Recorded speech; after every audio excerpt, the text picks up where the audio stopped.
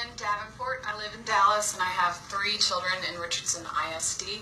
I was here in August to talk about the taxpayer-funded lobbying groups, TASA and TASB, and how they influence our administrators and school boards. Their influence and the TASA vision led to the decline of our district and the shift away from academics. In the lucrative world of ed tech, children are viewed as human capital. The same companies who have appealed to the FCC to expedite education superhighway and the E-rate program are the ones who benefit financially from our tax dollars.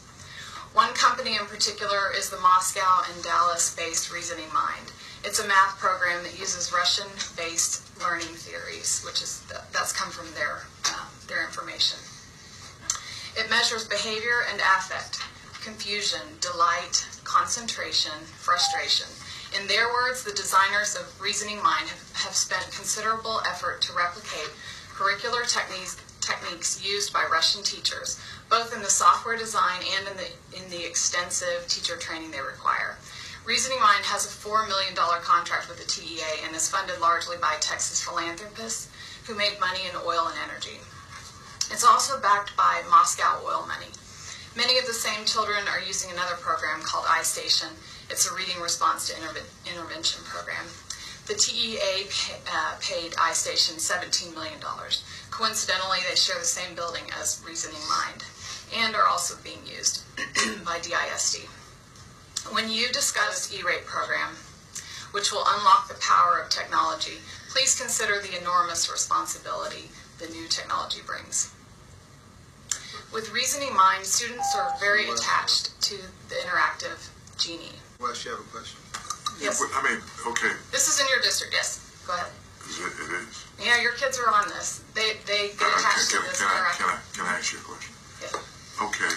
What have been the results of the use of Reasoning Mind in terms of the achievement gap? Well, from what I've read, there have been mixed results. I think 4th grade, it didn't show improvement.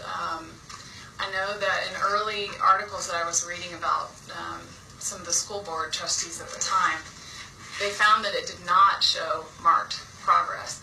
But there was something to do with philanthropists being behind the scenes and were able to push it through. Okay, would you agree if indeed, and I hadn't looked at the results like that, I looked at them early on, and I concur with you that there were some mixed results in it. But if it is in fact being effective, do you see a problem with it because of the Russian base, Russian support or something? So here, it took me too long to talk, but the kids become attached to this Genie. It's an interactive voice. It's a person. They can send emails and correspond with this Genie, which means multiple people, obviously, that would be responding to them. The kids grow attached to the Genie. So, yeah, I'll read it. This is their words. She regularly receives and answers email on topics beyond the scope of the learning software, including jokes, requests for friendship, and confessions about students' home life. So that was my concern, is that they're growing attached to a computer.